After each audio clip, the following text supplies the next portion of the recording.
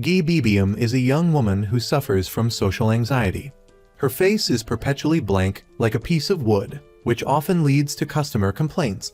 Seeing a child burst into tears in front of her out of fear, Gi Bibium becomes flustered and doesn't know what to do. Gi Bibium works at a hair salon. When customers see her looking gloomy, they often ask other staff members if she's upset about something. This situation is noticed by the manager. She immediately calls Gi Bibium into the break room and gives her a severe scolding. The manager says that although hairdressing is a technical skill, it's also a service industry, and she absolutely shouldn't show a gloomy attitude in front of customers.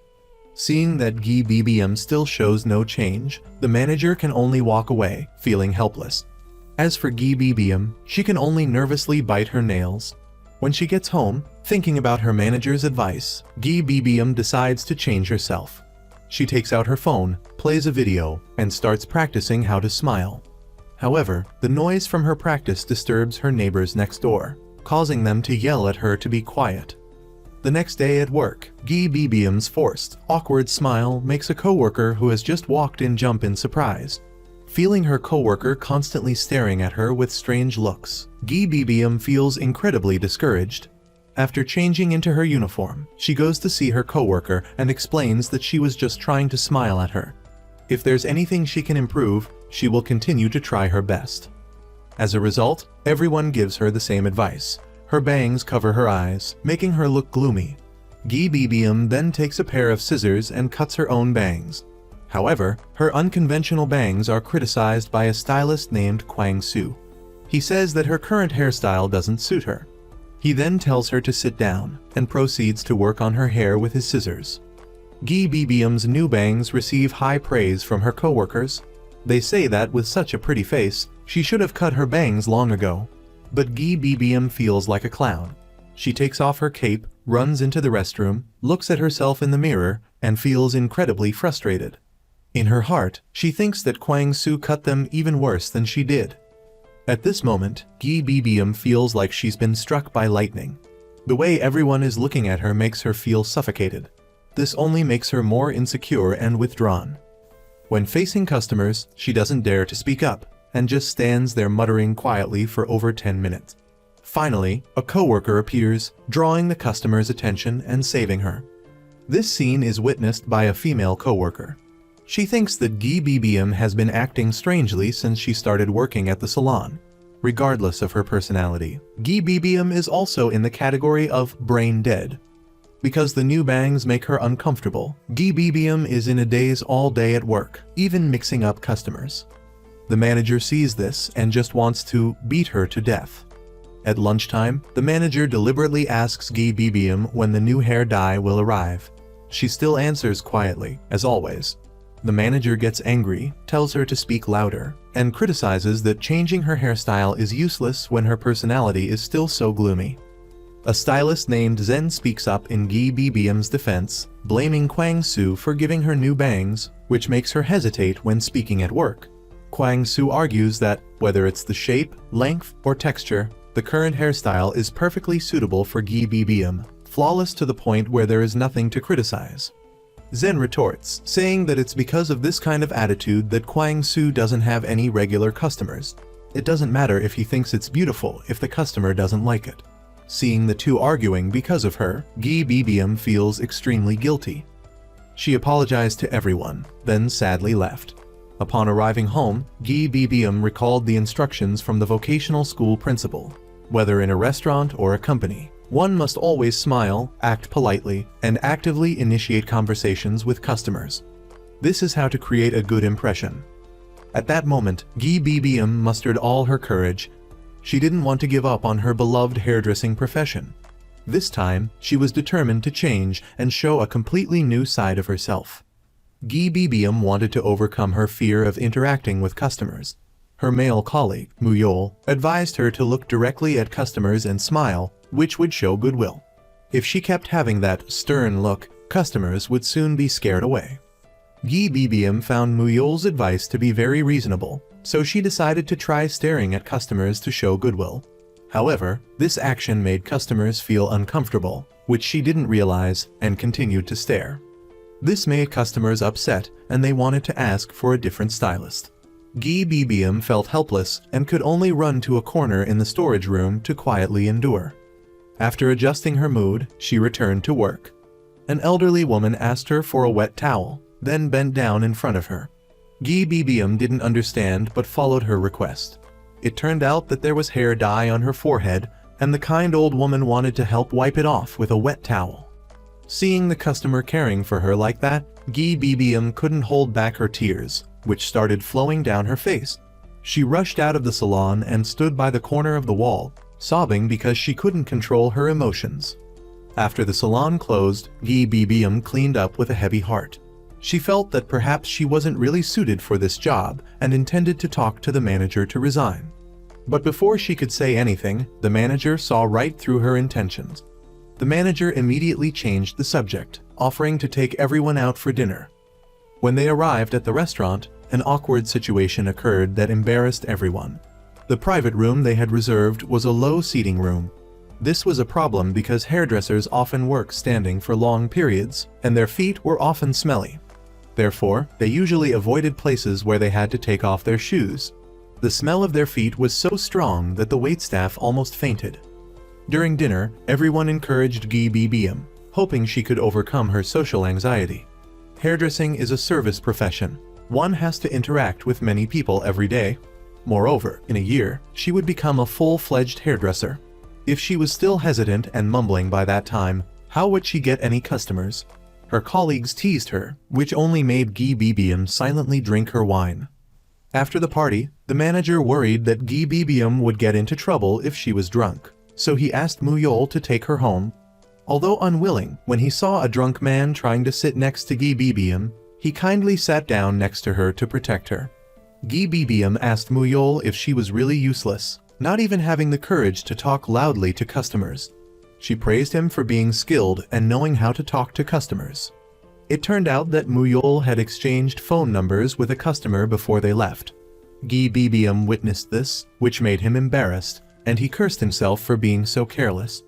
At the same time, he told Gi Bibium not to tell the manager about this at all.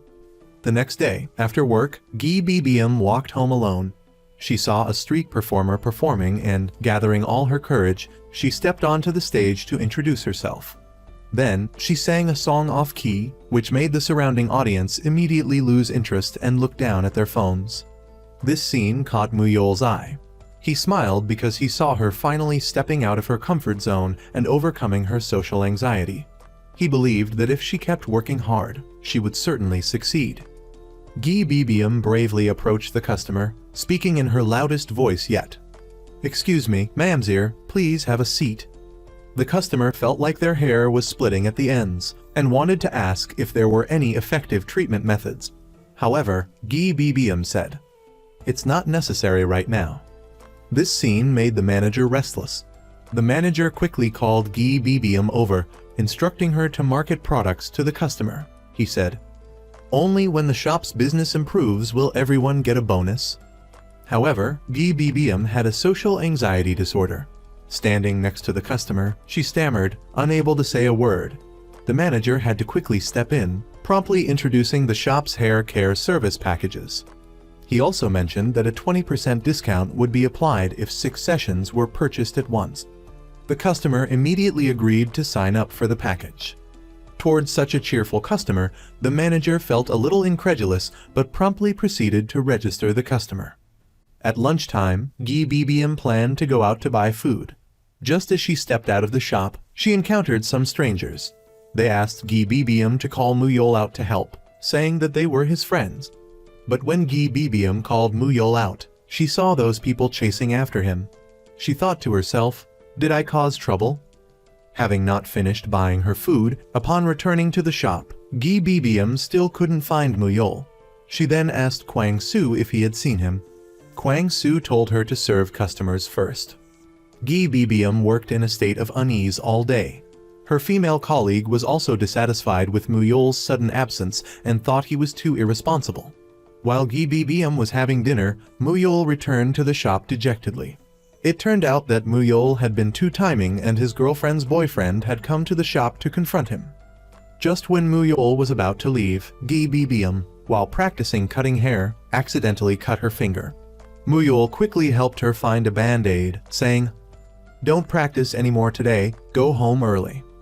Muyol wanted to help her bandage the wound, but Gi Bibium refused. He felt that she genuinely lacked social skills. Muyol wanted to say something to her, but in the end didn't, just left a tube of ointment on the table and silently left. Arriving home, Gi Bibium received a phone call from her mother. Her mother asked if she had received the kimchi she had sent.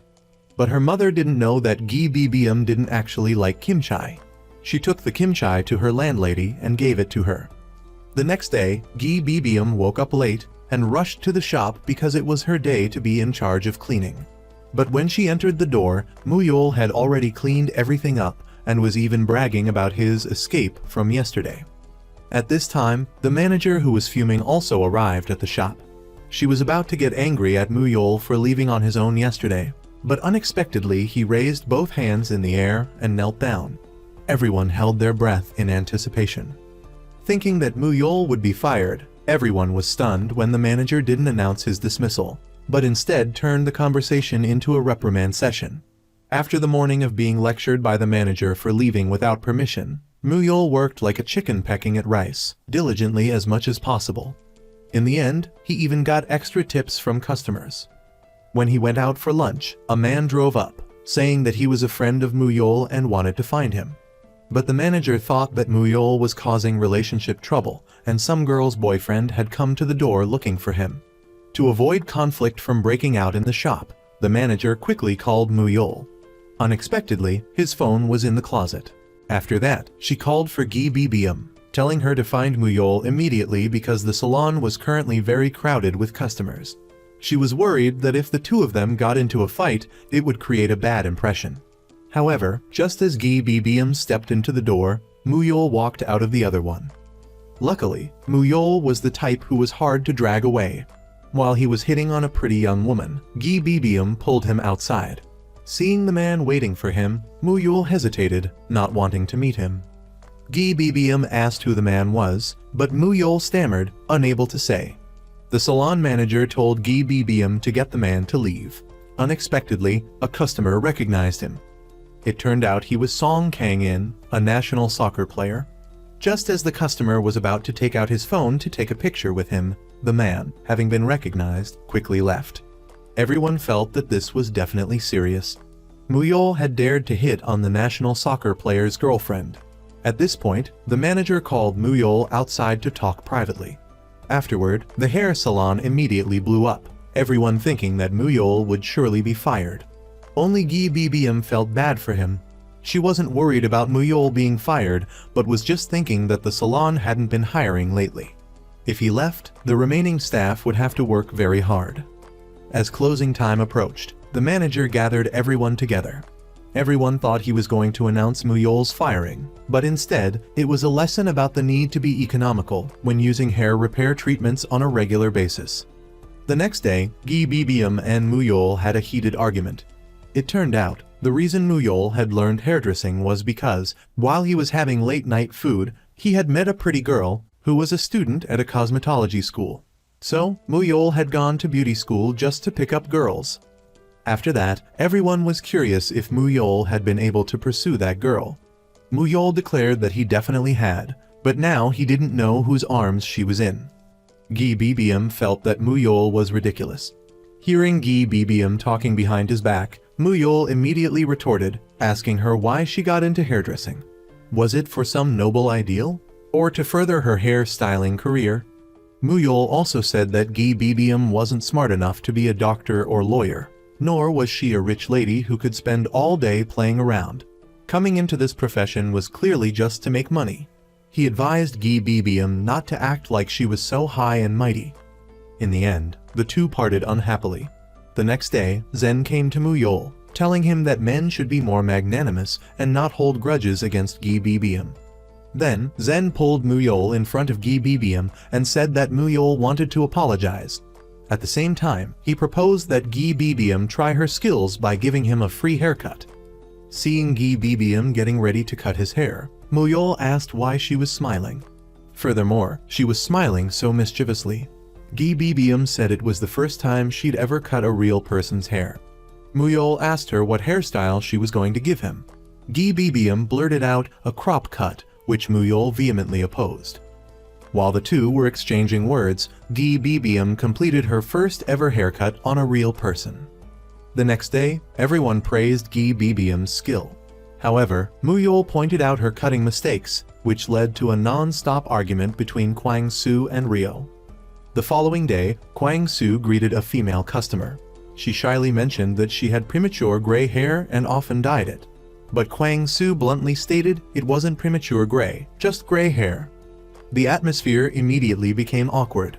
Not only that, but he even emphasized the difference between premature gray and regular gray, making the already uncomfortable situation even more cringeworthy. The director rushed over to soothe the customer's feelings, while Kwang Su looked utterly helpless. At that moment, the director really wanted to smack this low-ec guy. The director quickly said, "It's just the mirror, you look very young." Immediately afterward, the director swapped the customer's station, helping her regain some of her confidence. Due to slow business, the director seized this opportunity to launch a new rule at the after-work summary meeting. She demanded that Su Rai, the hairstylist, pay more attention to her appearance, bluntly calling her fat.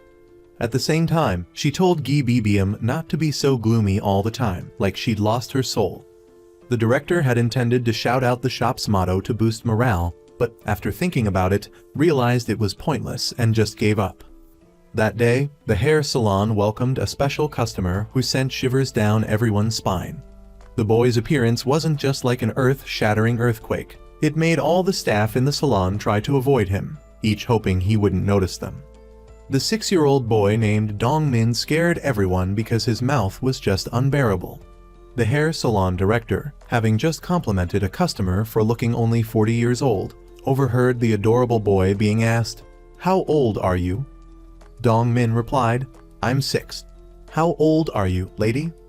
The customer's face immediately went from sunny to stormy. But Dong Min's behavior was exactly what everyone in the salon expected. Every staff member in the salon had been specially cared for by Dong Min. The director was called Balloon because of her buttocks. Su Rai was called Panda Sister because of her plump figure. Basically, everyone in the salon had their own nickname in Dong Min's mind. Dong Min's appearance ruined everyone's appetite. They all gossiped. "He's such a cute kid, why is his mouth so poisonous?" Actually, the most helpless one was probably Muyol. Due to a moment of carelessness, Dong Min had caught him being intimate with a female customer. From then on, Muyol was nicknamed Kissing Brother. As for Gi Bibium, she was called Cloud Sister. Although adults shouldn't take children's words to heart, things started to change in everyone's minds. For example, Su Rai, the chubby girl, started wearing a girdle to look thinner. Seeing her waist shrink, she was very pleased with herself. After that, she didn't forget to put on lipstick and reapply it again and again. At this moment, a young man came to the salon to be Su Rai's model. After finishing the makeup, Su Rai rushed out. Seeing this bookish young man, Muyol curiously asked, "Is he your boyfriend?" Su Rai replied, "He's just a friend." Watching the two of them flirting, Gi Bibium, who was sitting next to them, suddenly felt jealous. Muyol noticed the change in her and asked, "Are you jealous? Do you want me to introduce you to a guy?" Muyol continued, "What kind of guy do you like?" Gi Bibium said, "He has to be long and thick and have a lot of hair, so I can practice the hairstyles I want." Hearing this, Muyol finally understood and teased her. "Do you want to find a boyfriend or a hair model?" While shampooing Gi Bibium's hair, Muyol continued to tease her. "Have you never been in a relationship?" Gi Bibium remained silent, not responding to Muyol's question when he asked her during school. She wasn't involved in any romance, so why were her academic grades also poor? Gi Bibium, feeling embarrassed, quickly used the excuse that the water was too hot to change the subject. On the way home, Su Rai and the guy were chatting happily. Su Rai even boldly declared that she would be in charge of his hair from now on. Right then, as she was helping the guy adjust his hair, which had been messed up by the wind, her younger sister caught her in the act. To diffuse the awkward atmosphere, Su Rai quickly said goodbye to the guy. Her younger sister pressed her, asking if he was her boyfriend, and saying that he was quite handsome. Embarrassed, Su Rai told her sister that she needed to get her eyes checked. As soon as they entered the house, her younger sister kept asking for information about the guy. Seeing that her sister was too interested in him, Su Rai quickly said that he was just ordinary. Her sister still wouldn't give up, telling her older sister to give her his contact information so she could reach out to him herself. Su Rai looked at herself in the mirror, and a feeling of self-doubt surged in her heart. If only she could lose weight, she would definitely be much more beautiful than she was now. But if only was just if only, she couldn't change the truth, she was an overweight girl. The next day, the guy asked Su Rai out for a meal. Before they ate, Su Rai even deliberately posted something on social media. However, what one person says casually, another hears with significance. Some girls at the table next to them suddenly said something like, "Not a match," leading her to assume they were talking about her and the guy. Su Rai immediately ran to the bathroom, berating herself for not being a bit prettier or a bit thinner. If that were the case, she and this guy wouldn't be seen as incompatible. Just as she returned from the bathroom, she saw her younger sister sitting next to the guy. Seeing her sister and the guy chatting happily, Su Rai felt a sense of disappointment rising within her. She was the luckiest hair salon director I've ever seen. She only wanted to open her own hair salon, and then a wonderful opportunity fell from the sky. It turned out that 6 months ago, the director was just a hairstylist in a small salon.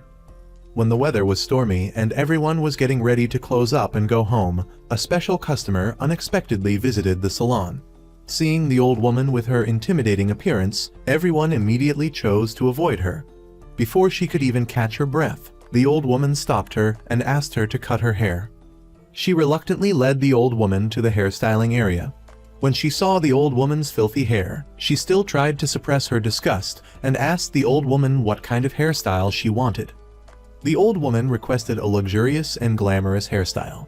This old woman's hair was not just ordinarily dirty, it required 4 bottles of shampoo, not to mention that she had to scrub vigorously. Even after washing her hair 7 times, she still couldn't brush it smooth. With no other option, she had to cut it all off. This old woman was truly hard to please. To cut her a luxurious and glamorous style, it took her 4 hours just to barely satisfy her. When it came time to pay, the old woman flicked what she claimed was money into her hand. She thought the old woman was crazy, but when she opened her hand, there was nothing there. She quickly ran after her, but the old woman had long since disappeared. After returning to the salon, she opened the paper the old woman had given her. Unexpectedly, it was a lottery ticket, and what's more, it had won a grand prize of 78 million won. Just like that, she nurtured her dream of opening her own hair salon and found a place to open it. But her own abilities alone were not enough. She needed others to collaborate with her. The first person she had in mind, known to everyone as the Master of the Scissors, was Kwang Su. The second collaborator was Zen, the chrysalis color wizard of the hairdressing world, who was said to possess both allure and wildness. Just like that, the framework for the hair salon was essentially established. The 3 of them had also planned out the layout and decoration of the shop. You could say everything was ready, just waiting for the next favorable wind. All that remained was the hiring of hair assistants. This was an interview session filled with subtle undercurrents of conflict, with the interviewers themselves being the ones in conflict. This girl was not only beautiful, but she also had a wealth of work experience.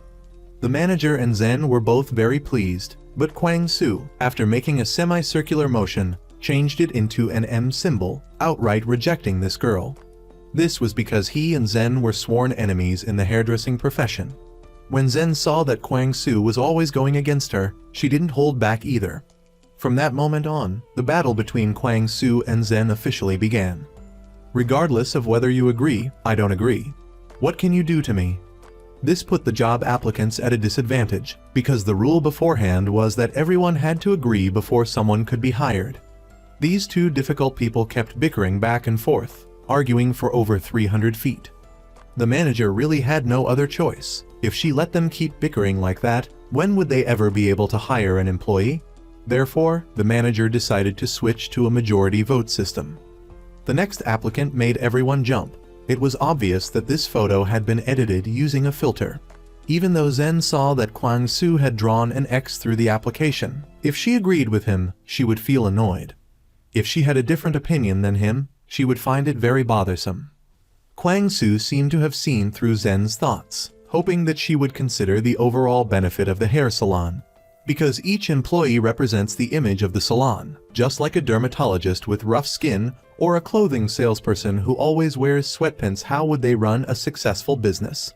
In reality, he didn't have any issue with the overweight girl standing in front of him. It was that he just couldn't accept her strange and childish style of dress. Sudge, being optimistic, also took the initiative to talk about the reason for her previous firing, because she had made customers uncomfortable and was constantly criticized for being overweight. At this point, Soo Rai's interview results were one yes and one no. The manager hesitated, unable to make a decision, her pen hovering over the page. Logically, she should have directly rejected her. But when she saw Soo Rai with tears welling up in her eyes, she, as if possessed by a mischievous spirit, directly approved Soo Rai's interview. Soo Rai happily left the salon. At this point, only the last applicant remained. Looking at the sky, it was already dark, and everyone guessed that she probably wasn't going to show up. Kwang Soo was already preparing to announce further hiring the next day. Right at that moment, a ghost-like girl knocked on the door and stepped inside. The manager asked if she was here for the interview. She didn't answer, but just nodded blankly. The manager told her to introduce herself, but she stammered, and finally could only say, "Gi BBM." The others looked surprised at the dazed girl in front of them and asked if she had anything else to say. She stammered that she was a fan of Kwang Soo and really wanted to learn from Master Kwang Soo, which was why she came. Then, she also took out a practice mannequin head for Kwang Soo to sign. Kwang Soo felt that since she was his fan, he definitely had to approve her. The manager thought she was absolutely terrible. She wouldn't even dare to make eye contact when speaking, was incredibly timid, and had a gloomy personality. If they didn't reject her, who would they? But unexpectedly, Zen directly offered her a chance. It turned out that from the very beginning of the interview, Zen had noticed this shy girl. Perhaps it was fate. Faced with the girl who had run away twice, Zen developed an indescribable fascination. Just as the hair salon was preparing for its soft opening, the conflict between Zen and Kwang Soo escalated once again. The shop next door gifted the manager a potted plant for the opening. At that moment, a man rushed from behind and picked up the shop owner. Seeing this, Zen immediately spun around and delivered a kick that sent the man sprawling to the ground. During that graceful landing, she also earned the admiration of everyone there. What was unexpected was that the man was the husband of the flower shop owner. Zen was flustered and quickly apologized. Afterwards, everyone criticized Zen for using excessive force, but the man didn't look like a good guy at all. Kwang Soo immediately called the police, which enraged Zen. The hair salon officially opened. Although some walk-in customers visited, the business on the first day wasn't as good as expected. This caused the manager great anxiety. As soon as she got home, she contacted every customer she could. Despite calling until her voice was hoarse, only a few customers came by. Zen's method of attracting customers was another story altogether. As the team leader, she only needed to post a message in the motorcycle group for the members to flock there. But fawning over the team leader didn't mean they'd come even if they didn't need a haircut. Seeing that all the other hairstylists had customers, the competitive Kwang Soo couldn't resist pulling out his phone to call some of his regular clients, but all the calls went unanswered. Gi BBM was Kwang Soo's hairstylist assistant. If the hairstylist didn't have customers, Gi BBM would have to pay her salary out of her own pocket to reduce the pressure on Kwang Soo.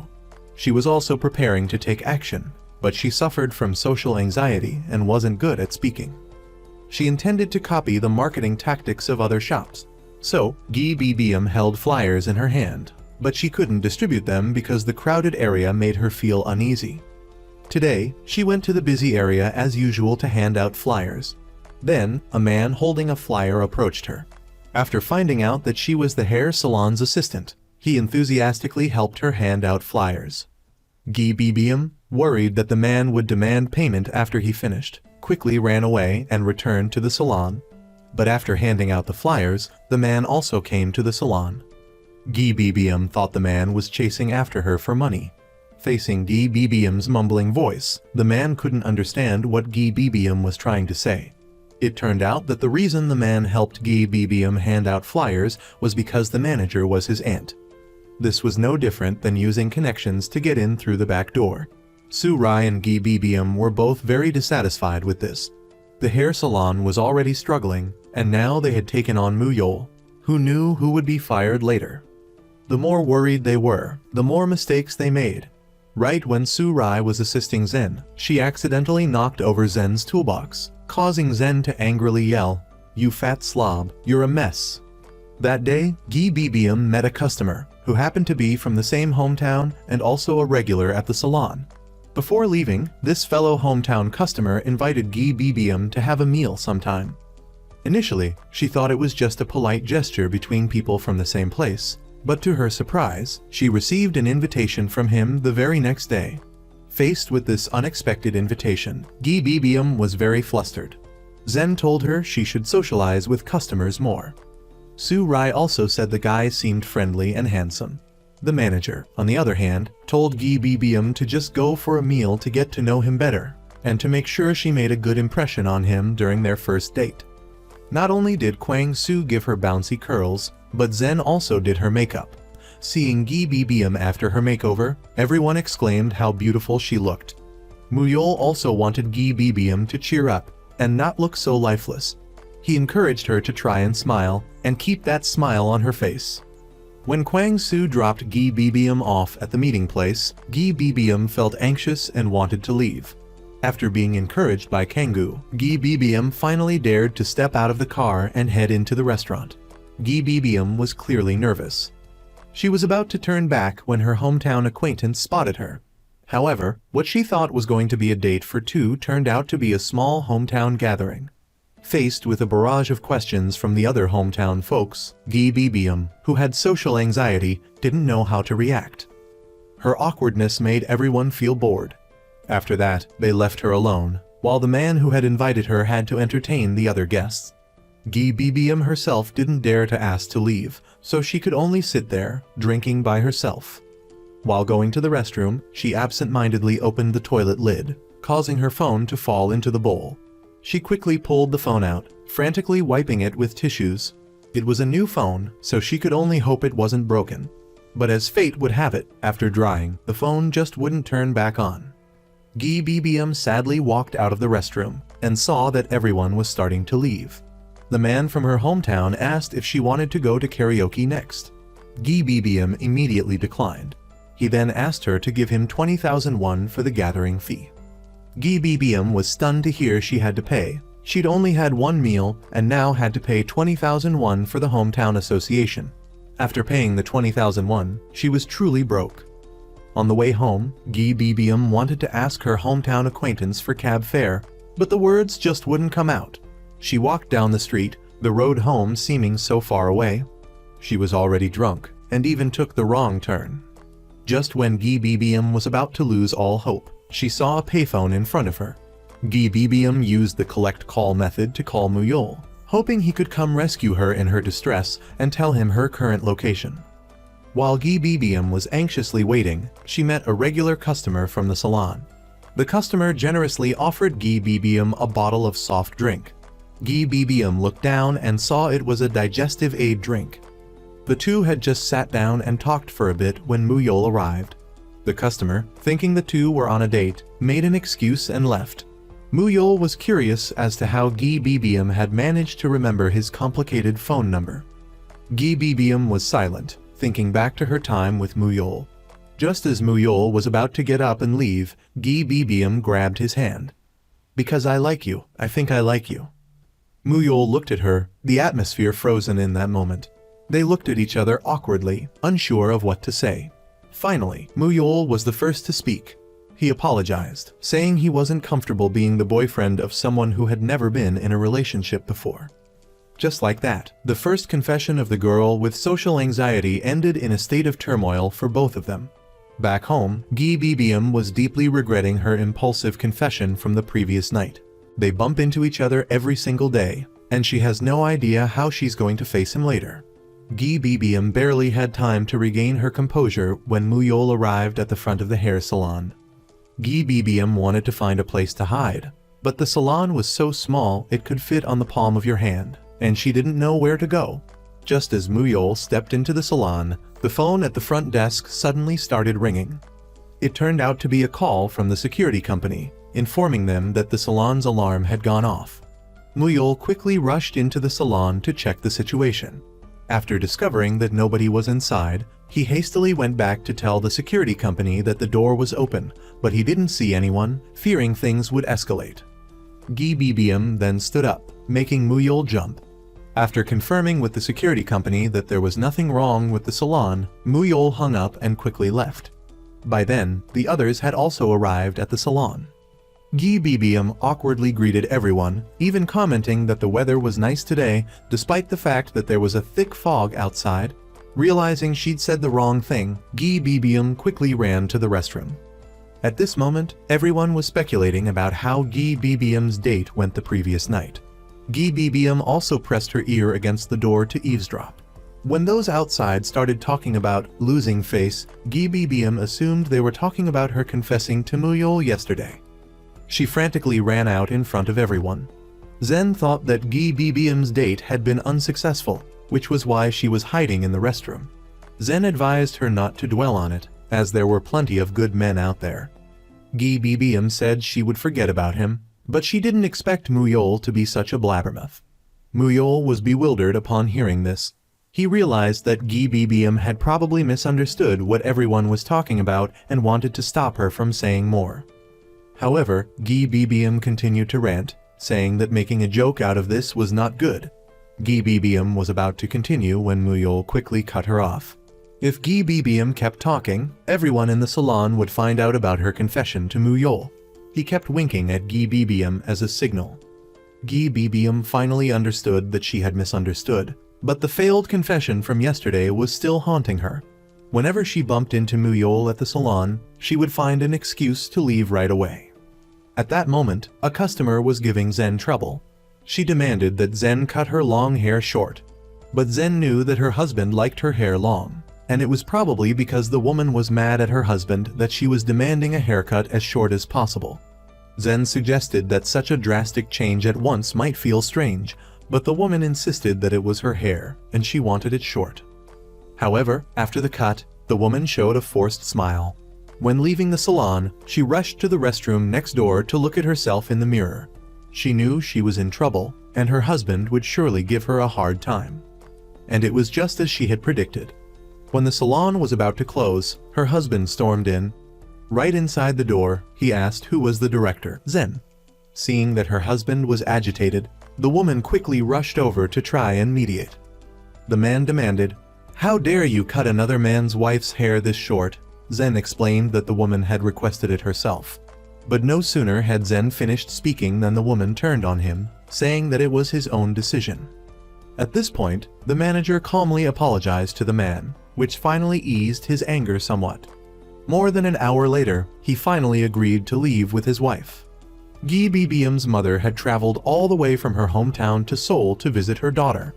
Upon seeing her daughter, she quickly pulled Gi Bibiam aside to show her some of the regional specialties she had brought. No sooner had she opened them than the salon's ventilation system was immediately activated. The manager, worried, rushed over to stop her, mainly because the smell of the specialties was too strong for the salon, especially with other customers present. Gi Bibiam quickly took her mother to the staff break room. After settling her mother in comfortably, she sought out the manager and told her that her mother wanted to meet her. As soon as the manager stepped into the break room, the strong odor of the regional specialties hit her, almost taking her breath away. Seeing the table full of food that Gi Bibiam's mother had brought, the manager couldn't help but make some polite small talk. Gi Bibiam's mother was equally polite, immediately introducing the dishes to the manager. She even took some of the food and put it directly into the manager's mouth. Looking at the manager's suffering expression, it was hard to tell what it tasted like. Gi Bibiam's mother, thinking the manager liked it, then opened her jar of pickled cucumbers.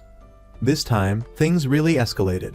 Not only was the ventilation system reactivated, but the smell spread throughout the entire salon. Seeing the smell and noticing the manager's signal, Gi BBM felt uneasy and quickly ran into the break room. Gi BBM quickly put the lid back on the kimchi jar. Seeing that Gi BBM was the only one who came in, her mother scolded her for not inviting everyone to join them, as if the hair salon couldn't take a little break. This was practically the same as accusing the manager of exploiting her employees' labor. The manager could only awkwardly explain that the hair business was very busy and everyone could only eat when they had a moment to spare.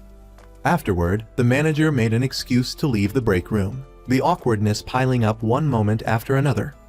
Gi BBM's mother thought that since she was at a hair salon, she should obviously get her hair done before leaving.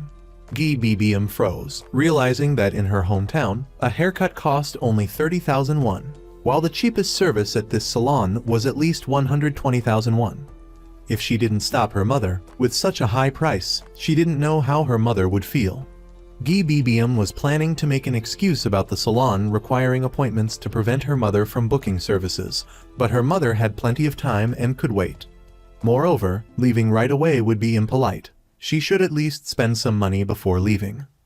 While Muyol was washing Gi BBM's mother's hair, she was asking him all sorts of questions, making it hard for Gi BBM to focus.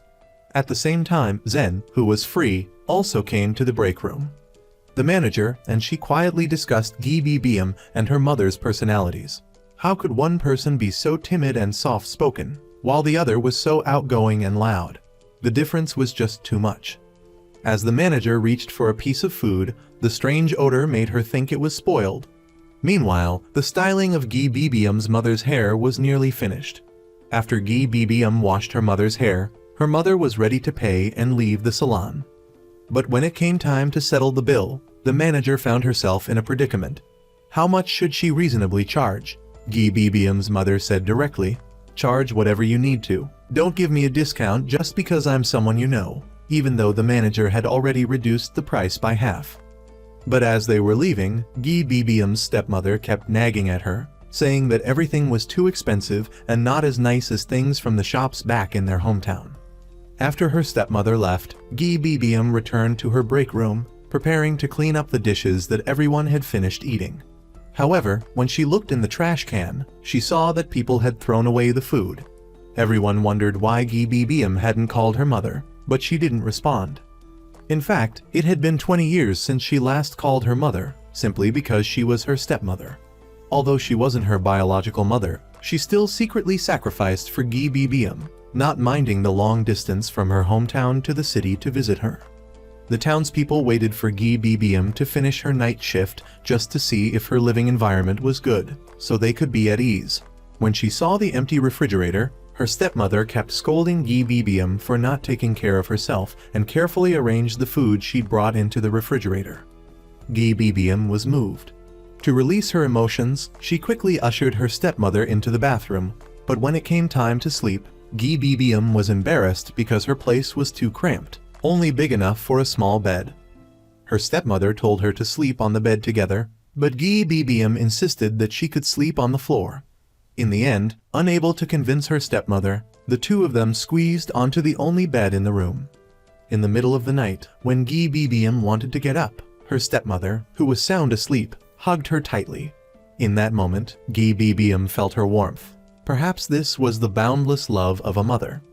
When she saw her stepmother off the next day, her stepmother intended to brush the dust off Gi BBM's jacket, but she just brushed off the dust and urged her to go to work so she wouldn't be late.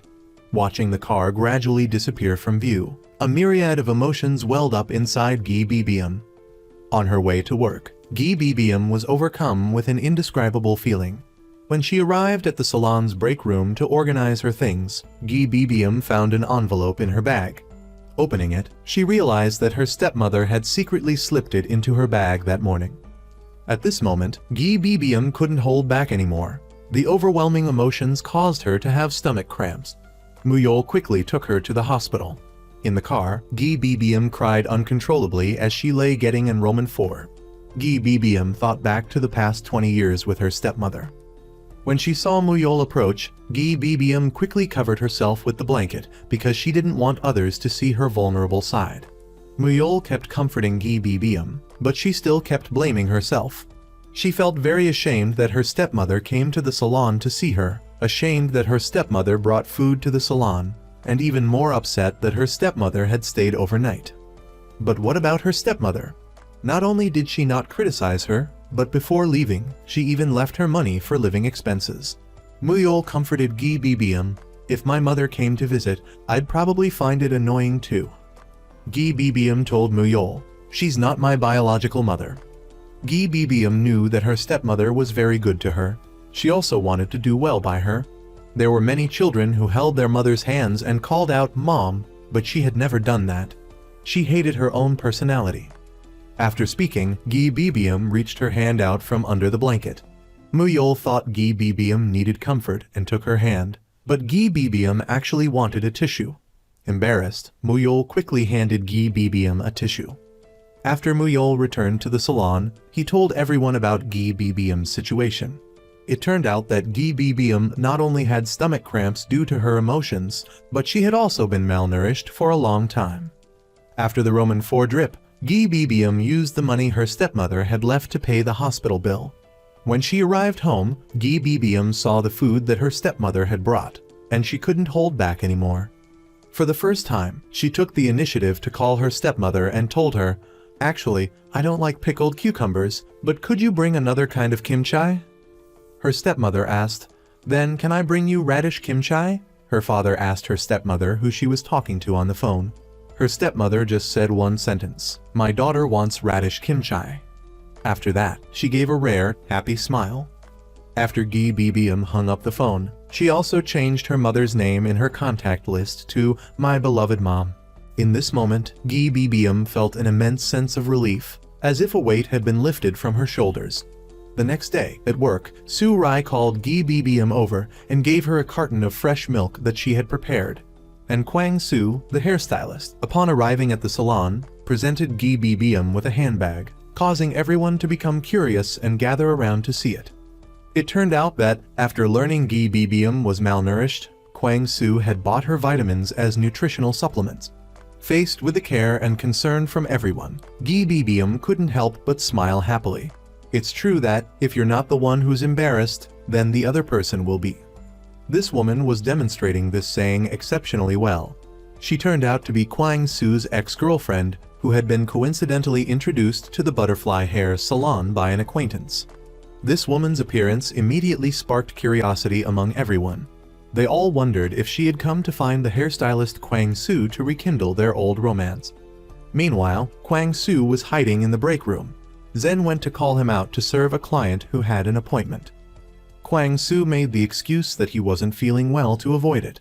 Zen noticed Kwang Su's strange behavior. Despite her suspicions, she left the break room. Kwang Su, meanwhile, was dejectedly bowing his head, but he could only avoid it for a while, not forever. The appearance of Director Du also disrupted everything, as Kwang Su was his regular hairstylist. This time, he definitely had to handle it himself. Kwang Su mustered all his courage and walked to the styling station. Although he had arrived, the presence of his ex-girlfriend still made him clumsy and flustered.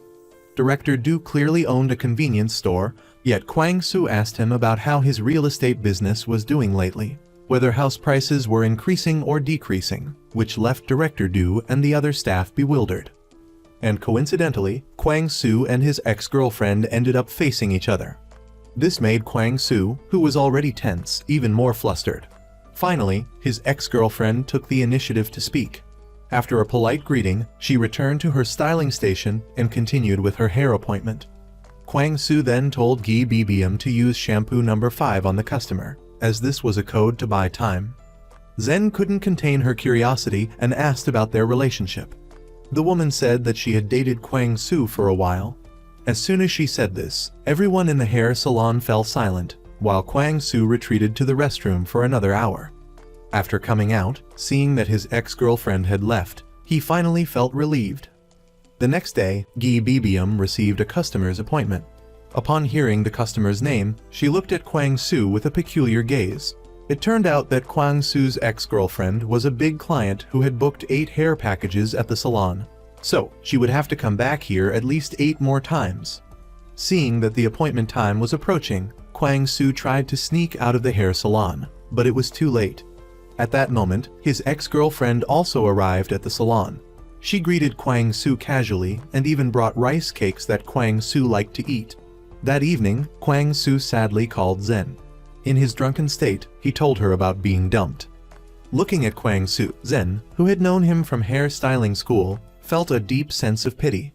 The next day, as Kwang Soo's ex-girlfriend finished her hair appointment and was about to leave, Zen approached her and told her that actually, the hairstyling skills of any salon are pretty much the same, and that she didn't necessarily have to come to Butterfly Hair Salon, because it would make the hairstylist Kwang Soo feel uncomfortable. However, Kwang Soo's ex-girlfriend, ever since she accidentally met him again, had truly intended to get back with him. And that evening, she proactively made a date with the hairstylist Kwang Soo. The next morning at work, Zen called Kwang Soo over with a sarcastic tone. Zen asked Kwang Soo if he had gotten back together with his ex-girlfriend, and if so, why his ex-girlfriend had cancelled her hair appointment. Kwang Soo clarified that while he had indeed met her the night before, he had rejected her proposal to reconcile. Although outwardly, Zen kept nagging. Inside, she was secretly delighted that the guy she had been secretly in love with had unintentionally become her younger sister's boyfriend. How would you feel? It turned out that the year before, when Soo Rai was still a student, on her very first day of school, she had met Jun Ai, who had a scholarly look. Looking at the thin boy in front of her, although he was far from her ideal type, Soo Rai still fell for him. In order to narrow the weight gap between them, Soo Rai began dieting, and was determined to confess her feelings to Jun Ai after successfully losing weight. But ideals are always good, while reality is harsh. No matter what Soo Rai tried, the result was never what she wanted. And now, unexpectedly, just from a simple meal, Jun Ai and her younger sister had become a couple. Although they would still see each other often later on, watching the intimate gestures between Jun Ai and her sister, Soo Rai was overcome with a profound feeling of disappointment, as if her brief happiness had been fleeting. Soo Rai's unintentional actions had caused a rift in her sisterly relationship. Today, when heading home, her younger sister suddenly called her back. It turned out her sister had discovered that Soo Rai had written Jun Ai's name on a mannequin. From then on, the relationship between the two sisters started to become strained. Although on the surface, nothing seemed to change, in reality, they were no longer as close as before. When Soo Rai, as usual, wanted to try a bite of her sister's black bean noodles, she was brutally rejected. Her younger sister felt that her older sister was always moody, having no clear goals since she was little, and always hesitant about everything. If she wanted to eat black bean noodles, she should just order black bean noodles. Why order seafood noodles? Because of this, her younger sister moved to a friend's place. However, when Soo Rai got home from work, she saw Jun Ai drunk. It turned out her younger sister had broken up with Jun Ai without giving him any reason. This made it difficult for Jun Ai to understand because he didn't even know how to explain it. Looking at the guy she secretly loved, Soo Rai didn't know how to console him. Although he had lost his girlfriend, Jun Ai didn't want to lose his friend, Soo Rai. Soo Rai placed her hand on Jun Ai's head. This reminded her of the past. She had once solemnly sworn to be in charge of Jun Ai's hair, but now, she was the one who had created this situation. Soo Rai hated her shyness and insecurity. If only she had been brave enough to confess to Jun Ai, maybe the outcome would have been different. Returning to her empty home, looking at the familiar scenery, it no longer felt as warm as it once had. People often say that couples shouldn't go to bed angry, let alone siblings. The next day, Soo Rai proactively called her younger sister, asking her to come to the salon at 8 a.m. It had been a long time since she had done her younger sister's hair. Therefore, she also called everyone to put on an act, with the purpose of resolving the issues in her younger sister's heart. After her younger sister arrived at the salon, Muyol intentionally asked loudly, "Gi BBM, is the perm done yet?" Gi BBM also cooperated by replying that it was not done yet. Her younger sister was curious, why do all the mannequins have names? Muyol patiently explained that since hairdressing is a service industry, even if it's just practice, they have to treat the mannequins like customers. The names of the mannequins are also changed periodically, so that they can better serve clients with different personalities. After listening, her younger sisters seemed to understand, and the sisters' relationship also improved. From that moment, it seemed they had found their closeness again. After leaving the hair salon, the two sisters went out for a late-night meal as happily as they used to. Meanwhile, Gi Bibium, while watching Muyol joking around with customers in front of her, not only couldn't concentrate on her work, but also, because she was too focused on listening to Muyol talk, she made a lot of mistakes in the process of serving customers. During lunch, Zen seemed to notice that Gi Bibium was troubled, so she asked her about it. Eventually, Gi Bibium couldn't hold back any longer, and could only say that her friend had a crush on a guy, but she didn't know if the guy liked her back. Zen asked Gi Bibium if she had any specific examples. Gi Bibium said that once, when her friend was sick, that guy not only filled her refrigerator, but also gave her his own medicine. Zen affirmed that that meant he liked her, but Gi Bibium said that her friend had confessed to the guy, but was rejected. Really? You confessed? No, I mean, my friend. Perhaps only the clueless Gi Bibium didn't know. Actually, Zen already knew who she was talking about. At this moment, everyone arrived at the break room. After Zen recounted the story once again, Su Rai also frankly expressed her opinion. What a jerk! Muyol was embarrassed and quickly made an excuse to slip out of the break room. In the afternoon, seeing her hometown acquaintance come to the salon, Gi Bibium suddenly had an idea. Because she had previously searched online and learned that one way was to use jealousy to see if the other person liked her or not. Gi Bibium began to show affection in a crazy manner and successfully attracted Muyol's attention. While Muyol was washing the hair of his hometown acquaintance, the feeling of jealousy also took effect. But then, the hometown acquaintance ruined Gi Bibium's plan. He told Gi Bibium, "Remember to come earlier next time to join the hometown gathering." At this point, Muyol suddenly understood, so Gi Bibium was playing a trick on him. But in his heart, he was secretly happy. That night, after work, Zen led everyone to a singles bar.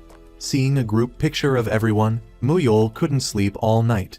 He intentionally found an excuse to text Gi Bibium, but after waiting for hours, he didn't receive a reply. He also called, but no one answered. In bed, Muyol recalled each and every memory with Gi Bibium. It seemed like he had fallen for this clueless girl. The next day at work, he purposely asked Gi Bibium, "Why didn't you answer the phone?" Gi Bibium made up an excuse that it was too noisy to hear it. And when they finished work, the heavens also created an opportunity for the two to face a situation where there was only one umbrella. Muyol took the initiative to put his arm around Gi Bibium's shoulder and walked her home. When they were almost home, Muyol still couldn't hold back and spoke first. "Gi Bibium, do you still like me now?" Gi Bibium replied, "I don't like Muyol anymore now." Muyol sighed after hearing that and said, "I'm screwed this time because I've already fallen for you, but you don't like me anymore." Gi Bibium quickly explained, "I was just kidding, actually I still like you." Muyol then asked, "Gi Bibium, will you go out with me?" Although it was still raining outside, at that moment, the sky in both of their hearts had cleared up. After waking up the next morning, Gi Bibium felt as if she had just experienced a dream. She couldn't tell if last night was real or an illusion. Just as she was getting ready to change for work, Muyol surprisingly gave her her umbrella. At this point, Gi Bibium didn't know what to do. Muyol then took Gi Bibium's hand. In that moment, Gi Bibium realized that all of this was real. The girl who had social anxiety had never experienced love before. After dating her boyfriend for a month, Gi Bibium bravely gave him her first kiss. But how could her boyfriend stop there? He felt like he had only just reached the level of elementary school student. Gi Bibium felt like they had not known each other long, and she was not yet ready. Muyol then seriously asked, "Gi Bibium, when will I be able to go to college?" "In 3 months. In 3 months? After saying that, Gi Bibium shyly ran home, leaving Muyol with a distorted expression. Gi Bibium was also a good student. As soon as she got home, she grabbed her phone and Googled. It is often said that love is a spectacular thing, not to mention an office romance. From the moment Muyol entered the salon, his eyes never left Gi Bibium. This made Gi Bibium, who had social anxiety, feel very awkward. Coincidentally, while everyone was having dinner, Gi Bibium unintentionally brought up an academic topic that Muyol was interested in. How long does it take to go to bed after dating? The moment the words left his mouth, everyone fell silent. Muyol, speechless, immediately stepped in, using Gi Bibiam's supposed drunkenness as an excuse to defuse the situation. On the way home, Muyol was consumed with self-reproach. He had only hoped for their relationship to progress a little faster, but he hadn't expected to place such immense pressure on Gi Bibiam. He suggested that in the future, Gi Bibiam could directly ask him about any academic-related matters, without needing to seek opinions from others, because their relationship was between the two of them, and others couldn't possibly understand or interfere. Despite saying this, that night, Muyol unexpectedly didn't see Gi Bibiam home. Gi Bibiam thought he was angry with her, but Muyol simply said he was extremely tired today. After the bus started moving, Gi Bibiam anxiously took out her phone once again to Google the signs of a man being upset. The next day at work, Gi Bibiam was, as usual, the first to arrive at the hair salon. Seeing Muyol arrive, she immediately grabbed a hairdryer to dry her hair, because for 2 mornings in a row, Muyol had unexpectedly hugged her from behind while she was drying her hair. But today, Gi Bibiam waited and waited for that unexpected hug, and it didn't come.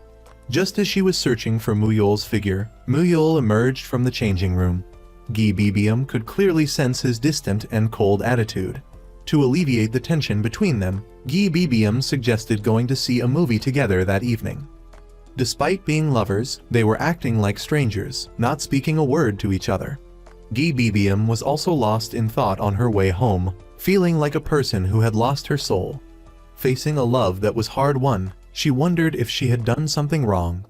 In reality, Muyol wasn't being cold towards Gi Bibiam, but he was well aware that his and Gi Bibiam's personalities were polar opposites. If he was too enthusiastic and forward, he was afraid that Gi Bibiam wouldn't be able to adjust and accept it.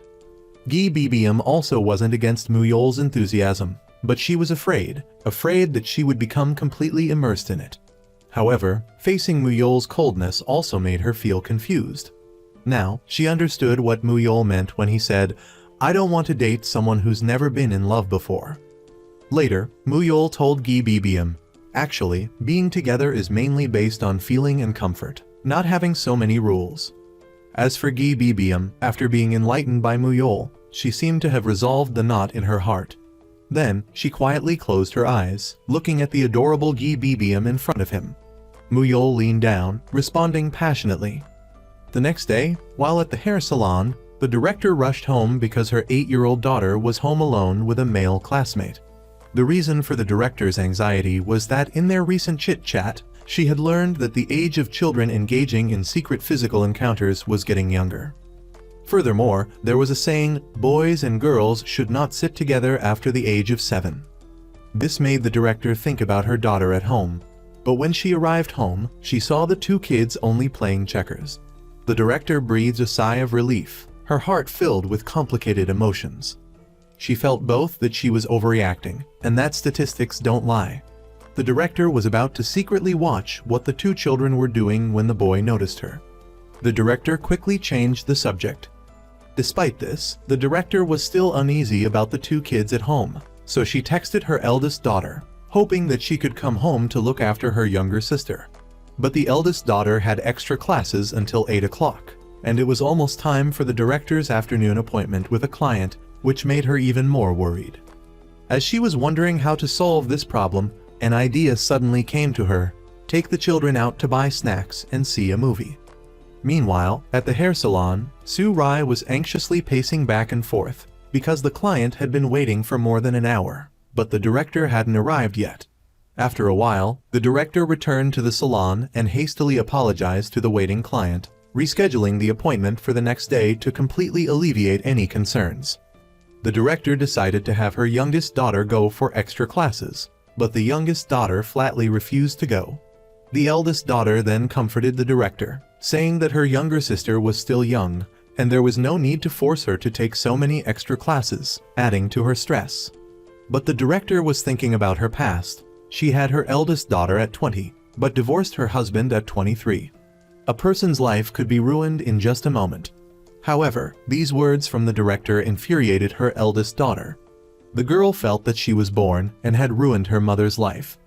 The director's words made her eldest daughter feel that her mother regretted giving birth to her and that she had wasted her own life because of her. At that moment, the director received a phone call from her youngest daughter's father. It turned out, her youngest daughter had called her father to complain, saying that her mother didn't care about her feelings and was forcing her to take extra classes that she didn't like. The father also said that no one in the family had any talent for academics, and there was no need to force their daughter to study. The director then became angry, saying that if he felt she wasn't raising her properly, then he could raise her himself. The father quickly explained that he didn't mean that, he just came to check on things because his daughter had called. At this moment, the eldest daughter's father also arrived. This scene made everyone feel awkward. After a brief greeting, the youngest daughter's father drove off. The eldest daughter wanted to be independent, so she asked her father for help finding an apartment to move out on her own. It turned out, the eldest daughter's father was there because of this. After arriving back home, the director scolded her eldest daughter. The conversation between the two was not pleasant. The director then took out her anger on her youngest daughter. Faced with the tense mother-daughter relationship, the director felt helpless. The next day, the director still called her youngest daughter, reminding her to go to her ballet class. After saying goodbye to her male classmate, the youngest daughter sat in the car and burst into tears. Because she really didn't want to learn ballet, but when she saw the other ballet students wearing such beautiful outfits, it made her curious. When she arrived home, she kept showing off to her mother. Although she had resolved the issue with her youngest daughter, the issue with her eldest daughter still made the director's head ache. At this point, the director felt very helpless, but she didn't know what to do. Although she was young and naive at the time, it was still a living being. She was a mother. How could she abandon her child? When the eldest daughter came back home, seeing her mother sleeping in her room, she was deeply touched. It's just that, both mother and daughter are stubborn, neither willing to back down. In this situation, the youngest daughter broke the tension. Knowing she could no longer pretend to be asleep, the director also pretended to just wake up. The eldest daughter also told her mother that her meal card was out of money. Actually, the director didn't care about the money, but that she knew that the relationship between herself and her eldest daughter had improved at this moment. The next day, everyone went to work, but something unfortunate happened. On the wall of the hair salon, the phrase, "A high school bully works here," was written in red paint. The director immediately called the police to find the culprit. However, when the police wanted to take statements from the people working in the shop, Muyol came forward and said that they only needed to take his statement. After that, he followed the police downstairs, making everyone in the shop extremely embarrassed. When the police took Muyol to a break room to take his statement, the director learned about the situation from Muyol's mother. Then, she told everyone the story.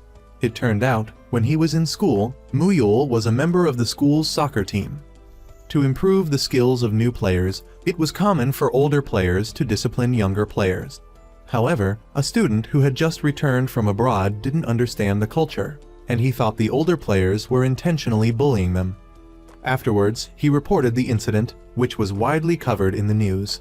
The school was under pressure and disbanded the team, and Muyol was expelled from school and permanently removed from the roles, losing his chance to join the national youth soccer team.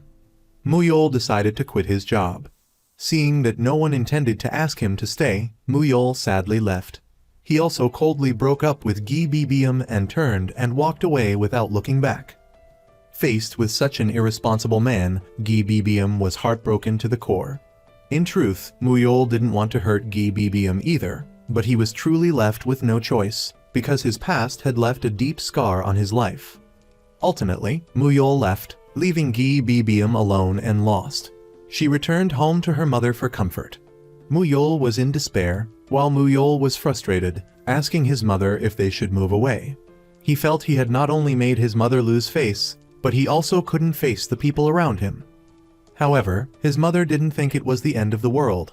If things really didn't work out, he could come work at her hair salon. But Muyol, being stubborn, couldn't imagine working at his mother's salon. More importantly, if he hadn't been instigated by someone else, he wouldn't have wanted to bear the label of a school bully.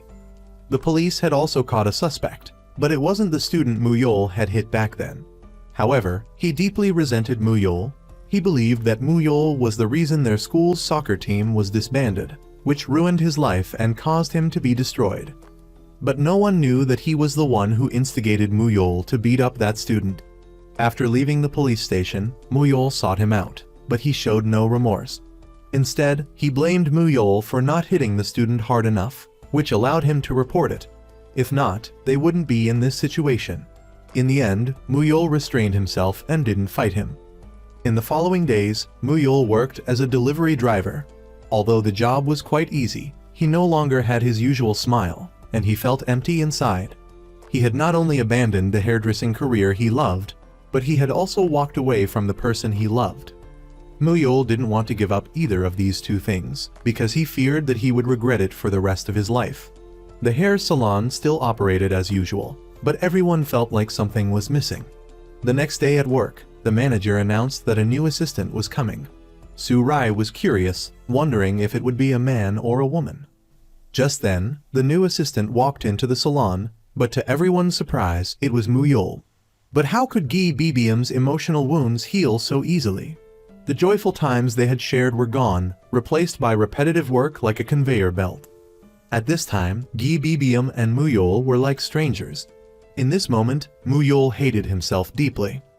Why couldn't he be a little more resilient? Late at night, Muyol was still scrubbing off the paint that had been thrown on the storefront window. He also decided he would face everything bravely. Muyol sent an apology message to the student. The student, after reading the message, likely felt a weight lifted from his heart. Meanwhile, Gi Bibium could only silently watch from afar, as he was still cleaning the window after work hours.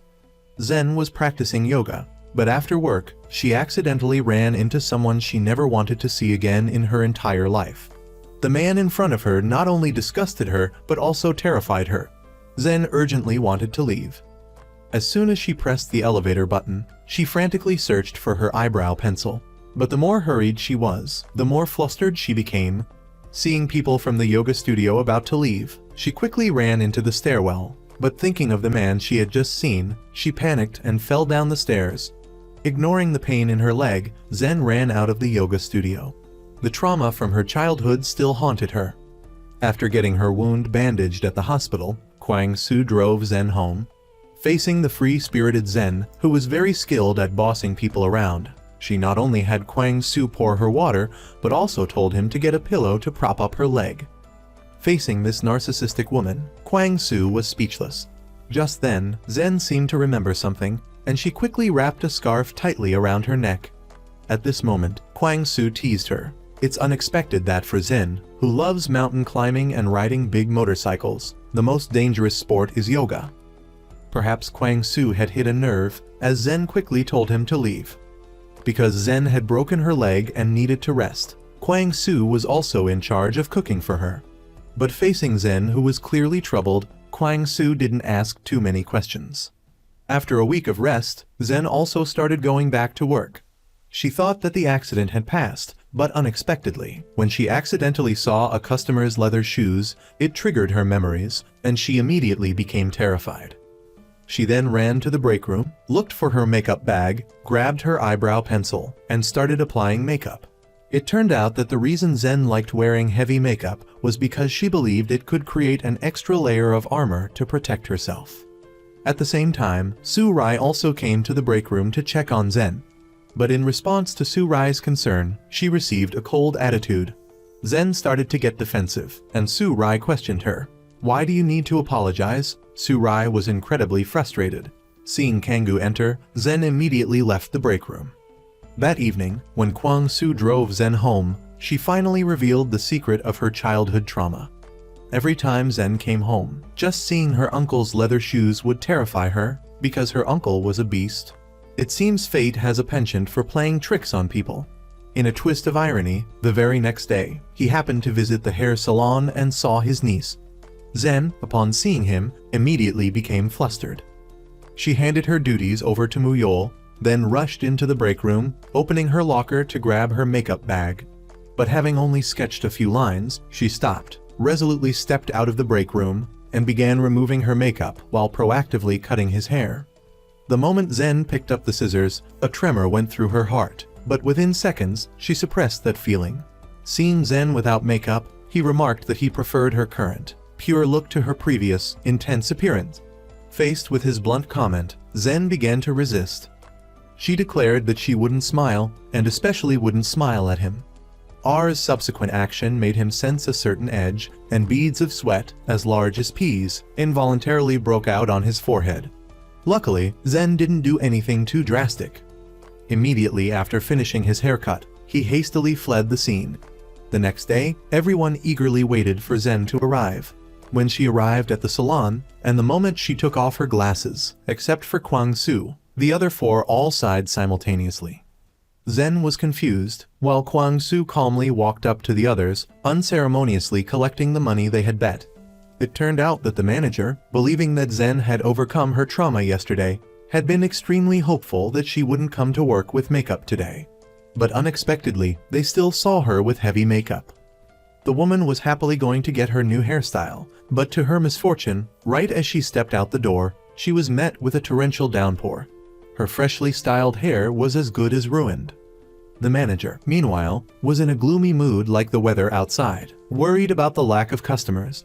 Heavy rain and no customers was normal. Zen suggested, since there are no customers, how about making green onion pancakes right now? A female customer visited the salon. Her somber expression made the already bleak atmosphere even more depressing. Her request was also very strange. She desired to drink the same kind of falling snow water that Snow White did after eating the poisoned apple. Having seen all kinds of customers, Zen didn't give it much thought. At the same time, everyone in the break room began to busily prepare the ingredients for the green onion pancakes. However, Su Rai appeared uncomfortable and said she wanted to make them herself. Over there, Rio's assistant was blow-drying the customer's hair. After seeing a message from the customer, he hastily put down the dryer, rushed into the break room, and told everyone about the customer's strange behavior. The message that the woman sent was very negative and expressed a strong desire to die. Facing the customer who had been waiting for a long time, Kwang Su hurried to the break room to remind Zen to start her hair appointment. Zen also tried to talk to her, advising her to look beautiful. Confronted with the customer's curt responses, Zen and the assistant began speculating wildly about whether or not the customer truly intended to die. While the customer was getting her hair done, Zen reviewed her previous appointments. It turned out the woman was a tutor. The last time she came to get her hair done by Zen, she had happily said that she was about to get married and had set the date for the autumn. But looking at her behavior today, had she had a relationship issue, which caused her to have suicidal thoughts? Everyone was huddled together, racking their brains, wondering how to prevent the customer from committing suicide. Kwang Su also shared his perspective, saying that even if the client truly wanted to end her life, as outsiders, what could they really do? After all, it was the client's private matter. However, upon seeing the client's suicide message, they felt a sense of guilt for not doing anything. If they later saw news or posts online about the client's death, they would surely feel remorse. Therefore, everyone in the hair salon was doing their best to enlighten and counsel the woman. Not only that, after finishing the woman's hair, Zen even offered to do her makeup, making her look beautiful. Everything everyone did was in the hope that the woman could see the good things in life. They had done everything they could, and the rest depended on the woman herself. Watching the woman's figure disappear, everyone began to worry about her.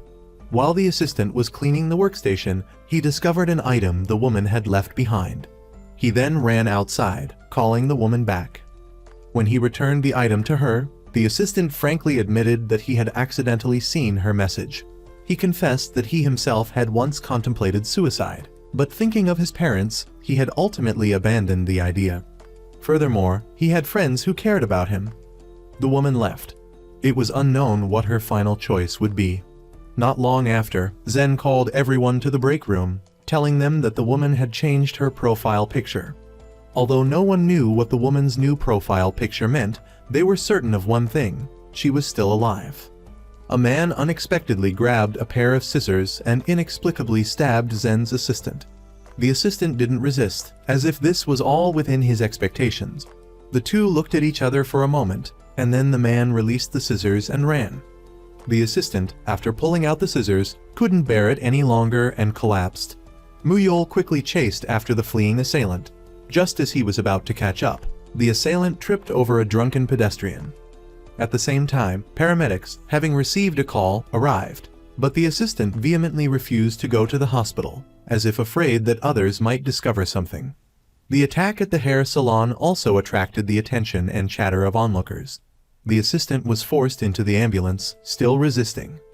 The doctor advised him to calm down, because he was severely injured. Inside the hair salon, police began questioning everyone, but no one had any impression of the assailant. Right at this moment, Muyol, having failed to catch the assailant, returned to the salon. The police quickly comforted Muyol, telling him not to blame himself, because catching the perpetrator was the police's responsibility. In the hospital, the assistant was still struggling. Faced with the assistant's lack of cooperation, the doctor had no choice but to sedate him. The doctor began preparing for the surgery, but when he cut away the assistant's clothing, they were all stunned. Although the sight before them was hard to believe, they didn't dwell on it and quickly proceeded with the emergency procedure. Only the assistant remained, with a lifeless gaze. After the surgery was completed, the nurses were all awkward, unsure of how to assign a hospital room. Since the ID said female, should they assign her to a female patient room? The next day, the police had obtained a photo of the assailant, but when faced with a stranger in the photo, everyone said they didn't recognize him. Initially, the manager thought it was a mentally ill person who had attacked randomly, but the police told the manager that this was a premeditated crime, because the camera had recorded his images for several consecutive days. The assailant seemed to have been scouting the area for days. Faced with a premeditated crime, as the police had said, Su Rai felt that the assistant had taken the blow for someone else. The manager agreed with her suspicion, because the assistant's existence was too inconspicuous. Muyol, in a way, became a scapegoat. At this moment, Zen was also feeling anxious. Watching the security camera footage, even the sudden appearance of the condom had startled her, because Zen also believed that she was the perpetrator's target. Could it be that the assistant had taken the hit for her during their meal? Zen discovered that the assistant's phone had been left behind in the director's locker, and Su Rai, after finishing her shift, was preparing to visit the assistant in the hospital and bring his phone to him. But upon reaching the hospital room, the director saw that the curtains were completely drawn, which she felt was bad for air circulation, so she pulled them open. This action caused the other patients in the room to start gossiping. Su Rai, curious, accidentally caught a glimpse of the assistant's medical chart.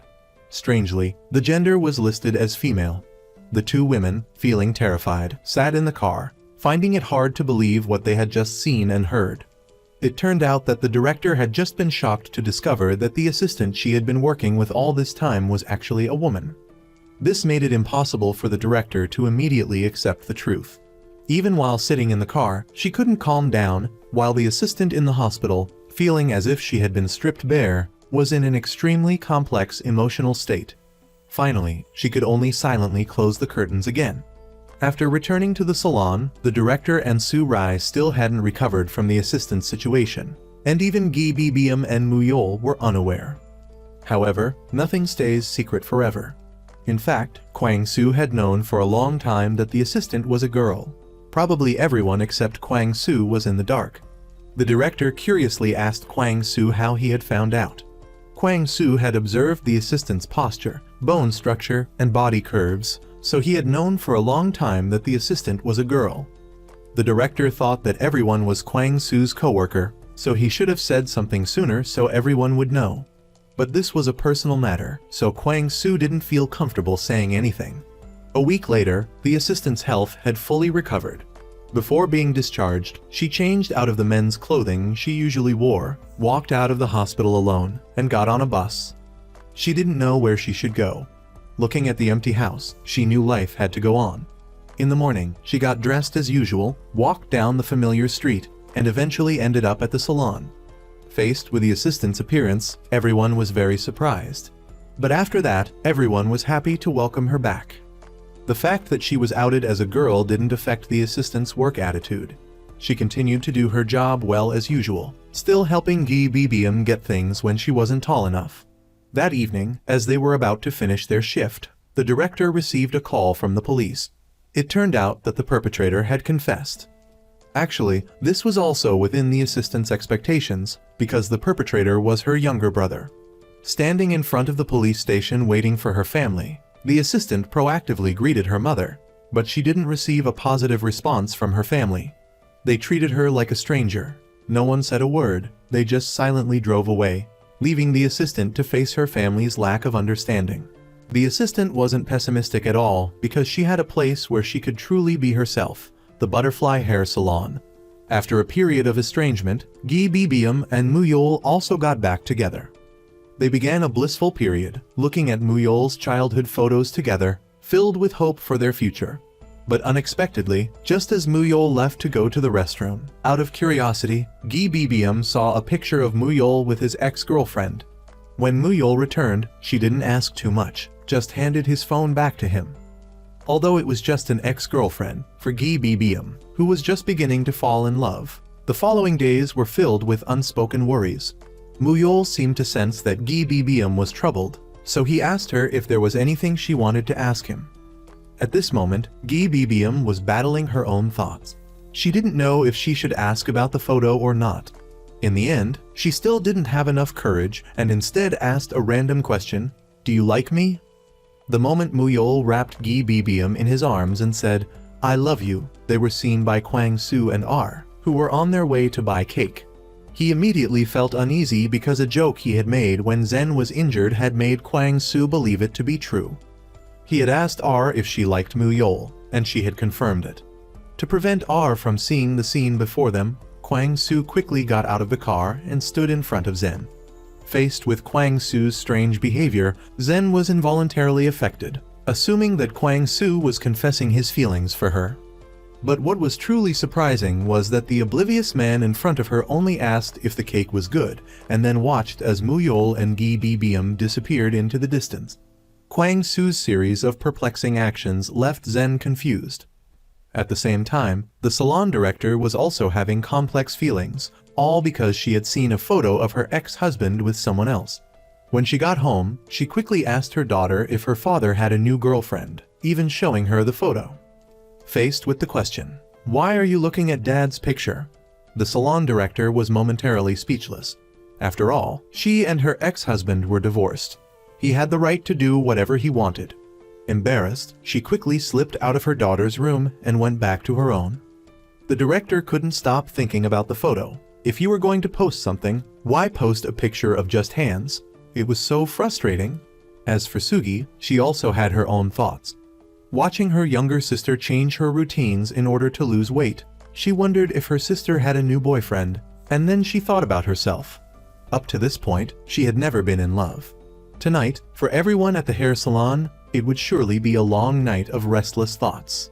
The next day, when he arrived at the salon, Muyol stealthily approached Gi Bibium from behind, intending to surprise her. But he was immediately berated by Gi Bibium, who accused him of abandoning her to go with another woman, just like in her dream last night. Then, a female customer at the salon was muffled by a stylist. Zen's action made everyone pause in surprise. It turned out that just moments earlier, when Muyol was being affectionate with Gi Bibium, a female customer had walked in. Muyol, seeing who it was, panicked so much that he became clumsy, not expecting her to find her way here. Ever since the woman entered the salon, Muyol's expressions had become unnatural. All of this was noticed by Zen. After clarifying the situation, Zen found out that this was a romantic debt that Muyol had accrued at a bar previously. To prevent Gi Bibium from being hurt, Zen decided to cover for Muyol, immediately vying for the customer with Kwang Su. However, Kwang Su stubbornly refused to give up the customer. Seeing that he couldn't win the customer, Zen wandered around with a hair dryer. When the woman was about to talk to Muyol, Zen immediately intervened to help Muyol hide. Zen also risked putting on an act. This is a special service our salon provides for new customers. The time afterward went smoothly until it was time to pay and leave. The woman even tried to look for Muyol, but he had already disappeared. Muyol sighed in relief, thinking everything was over. Unexpectedly, there was another customer outside looking for Muyol. Seeing that he couldn't hide, Muyol had no choice but to go out and ask, "What brings you here?" "I've been thinking about you since I overheard your conversation with that woman." Gi Bibium's expression froze like a statue. Zen told Muyol to explain clearly to Gi Bibium, but Muyol didn't know what to do either. After work, Gi Bibium secretly drove home alone. Sitting in the car, tears streamed down her face.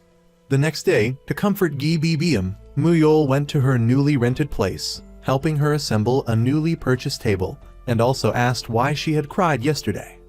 Because I really don't know what I did wrong. In fact, Gi Bibium herself didn't know why she cried. She just couldn't control her emotions. It turned out, after seeing the picture, Gi Bibium had felt uneasy and very sad. Muyol told her that it was all in the past, and they should cherish the present. Sitting on a bench, Muyol talked to Gi Bibium about the future. Even though he didn't know what their future would hold, his feelings were genuine. After work, Gi Bibium led Muyol to a place. Although she always wanted to go there, she didn't have the courage. The woman in front of her was her biological mother. Her mother had left when Gi Bibium was only a year old. Without too many words, she just bought a few things and left with Muyol. Looking at the items in the bag, Muyol asked, "Is that your mother?" Actually, Gi Bibium always knew where her biological mother was, but had never visited her. It wasn't that she didn't want to, but that she didn't know how to face her. However, regarding being abandoned by her mother, Gi Bibium had no resentment, because everyone has their own hardships. A few hours earlier, Kwang Su, bored, had asked Zen to go out for a drink. He kept trying to persuade Zen to give up on Muyol. Seeing the straightforward guy in front of her, Zen decided to tease him a bit. Why? Why should I give up on him? Kwang Su thought that dating in the hair salon was bad, and he had also seen Muyol with another woman. Zen asked, who was that woman? Kwang Su pretended not to know, saying, maybe it was his mother. Seeing Kwang Su's attitude, Zen felt she had teased him enough, so she asked Kwang Su directly, why do you think she likes Muyol? Kwang Su had misunderstood their simple friendship as love. Looking at the clueless guy in front of her, Zen was truly speechless. Sitting in the car on the way home, Zen remembered the time she had met Kwang Su. She had hinted both intentionally and unintentionally many times, but this clueless guy still didn't understand. It turned out that the two had met at a hair school. From the first time they met, Zen had liked Kwang Su. To make a good impression on Kwang Su, she had even deliberately gone to meet him with no makeup on. She asked him, how do I look without eye makeup? His answer was a mere 2 words, simple. Like a bucket of cold water thrown on her, Zen faced this insensitive man, her heart aching, and then she walked away. Sitting in the car, Kwang Su also appeared in her thoughts. Perhaps she had done something wrong, otherwise Zen wouldn't have said that. He was even more clueless than an artificial intelligence. Before long, the car arrived at Zen's house, but she refused to get out. Kwang Su asked her, why aren't you getting out? After a moment of thought, Zen decided to confess to this idiot, go out with me, okay? Is that it? Goodbye. The taxi driver, exasperated, thought he'd never seen such a clueless man. After getting out of the car, Zen called Kwang Su to eat instant noodles. Kwang Su immediately said, late-night meals are hard to digest. Was this guy truly clueless or just plain dumb? Facing the taxi driver's scornful look, Kwang Su felt incredibly wronged. He had no choice but to pay the fare and meekly get out of the car. At this point, Zen was full of joy, while Kwang Su had an innocent and clueless look on his face. Therefore, we cannot change the past. The only thing we can grasp is the present. The next day, during lunch, Zen accidentally spilled sauce on Kwang Su's sweet and sour pork. Everyone thought the two would have a heated argument. But surprisingly, Kwang Su wasn't angry at all. This surprised everyone. Usually, the two were like cats and dogs, but today their personalities had changed. In fact, people didn't know that the night before, Zen had invited Kwang Su to her house for instant noodles. Their feelings had quickly progressed, but they didn't show it outwardly. Hey, are you two dating? Su Rai blurted out without thinking. The salon manager quickly changed the subject because Su Rai was about to be promoted to hair stylist. The manager wanted her to pay more attention to her appearance. However, Su Rai looked tearful. She didn't think her chubby figure would affect her ability to style clients' hair in the future. In fact, Su Rai and her younger sister had been chubby since childhood. Their physical education teacher once suggested that the two sisters take up wrestling to change their image in other people's eyes. The two sisters had persistently tried to lose weight, trying everything they could. Although it was somewhat effective at first, the final result was that their weight increased to a record high. Today's lunch became the last straw for Su Rai. Looking at the last remaining dumpling, Su Rai said, "We can't waste it, or it'll be thrown away like trash. You're also environmentally conscious, right?" Those simple 6 words from Zen made Su Rai feel offended. Her anger flared up. She stood up and pushed Zen, who was thin, aside. "Am I that easy to bully?" Seeing that the situation was getting out of hand, everyone quickly pulled the angry Su Rai into the break room. Kwang Su then stepped forward to help Zen up, feeling that Su Rai was unreasonable, while Su Rai felt as hurt as a child. The timid Gi BBM didn't know how to comfort Su Rai either. Afterwards, the salon manager met with Su Rai, saying that after this incident, everyone probably couldn't continue working together anymore. To put it bluntly, she wanted to fire Su Rai. However, this time, Su Rai firmly refused to budge. The salon manager had no choice but to meet with Zen, hoping she would be considerate of her colleagues and let this matter go. Otherwise, if Su Rai sued the Department of Labor, everyone would be in a difficult position. Zen suggested resolving the issue with an apology. Su Rai also agreed to apologize, but on the condition that Zen apologizes to her first for the insulting things she said earlier. This time, the two of them were truly giving the salon director a headache, but for the sake of harmony at the salon, the director had no choice but to back down. Although they were told to apologize to each other, their attitudes were still very tense.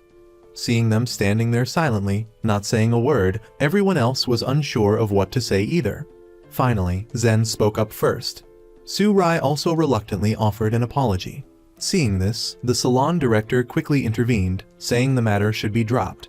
However, Zen felt that Su Rai still hadn't clearly stated why she was apologizing. Just then, Muyol hastily spoke up. "It's late, everyone should go home." The storm surrounding this incident was considered to have passed. Upon returning home, Su Rai was determined to lose weight. But first, she had to finish the piece of fried chicken she was eating. Meanwhile, Kwang Su invited Zen out for a meal, and then invited her back to his place to chat, just because his bed was bigger.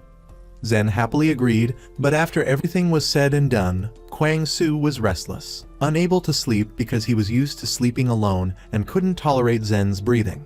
So, he woke Zen up and told her to go home. Faced with Kwang Su's bizarre request, Zen was heartbroken and left his place. From that day forward, whenever the salon had a get-together, Zen would make excuses and refuse to attend, because she really didn't want to see that jerk, Muyol. It seemed that Muyol had also noticed something, and he asked Kwang Su if he had had an argument with Zen. Kwang Su felt like he hadn't done anything wrong because he really didn't understand women's hearts. Not only that, but he even sought out Zen and asked her out for the weekend. But Zen asked him if he knew what he had done wrong, kicking her out in the middle of the night. Kwang Su still couldn't see where he had gone wrong. This left Zen speechless. When it was time to leave work, Zen ignored Kwang Su and drove off, while Kwang Su just stood there, watching her disappear into the distance. Over the weekend, Kwang Su diligently cleaned the bathroom, trying to use this to forget his troubles, but lying alone in bed at night, he still felt lonely. Accidentally discovering Zen's hairpin under his pillow, he wanted to use the opportunity to return it and make amends with Zen, but he saw Zen was out drinking to relieve her sorrows. Even at this point, Kwang Su still didn't know why Zen was angry with him. Kwang Su asked Zen, "Why are you angry?" Zen told him to think carefully about it himself, but Kwang Su truly couldn't figure it out. Otherwise, he wouldn't have come here in the middle of the night. Zen also burst out, stating that Kwang Su had insulted her, treating her like a cheap woman, that he could have her come and go as he pleased. Zen felt that Kwang Su didn't love her enough, because if he did, he wouldn't have kicked her out in the middle of the night, even if it meant staying up all night. At that moment, their argument was disrupting the neighbors next door. After apologizing to the neighbors, Zen told Kwang Su to go home and then closed the door. From then on, when they saw each other at the salon, they acted like strangers. But how could matters of the heart be so easily resolved? That evening, Kwang Su was at home alone when Zen surprisingly came by and told him a story about a person who owned a cat. Basically, the owner was allergic to cats, but in order to keep the cat, didn't hesitate to take anti-allergy medication and persevered with their love of the cat. Actually, Kwang Su had also been preparing and had bought a new bed. Although he couldn't change his habit of sleeping alone, He was determined to change for Zen. It can be said that the road of love cannot avoid bumps along the way, but if they are determined to stay together, are understanding and tolerant of each other, then they will definitely sustain their love. Because the client Kwang Soo had to serve was someone who was nearing the end of their life. For the first time in his life, Kwang Soo broke his routine to do hair outside the salon. Gi Bibium put an apron on the client, and after the patient took off his hat, she placed the prepared wig on him. Kwang Soo asked him what style he wanted. A Beckham hairstyle. This was the first time that Kwang Soo hadn't argued with a client's request and had accepted their choice. The patient was trying to sit up straight, and despite his pain, he was bearing it, just so he could leave a beautiful image before his departure. It turned out that the director had been diagnosed with diffuse large B-cell lymphoma last March. Upon receiving the results, he was thunderstruck, as if the entire sky had collapsed. Initially, his wife and children were constantly by his side, but as time passed, life returned to normal.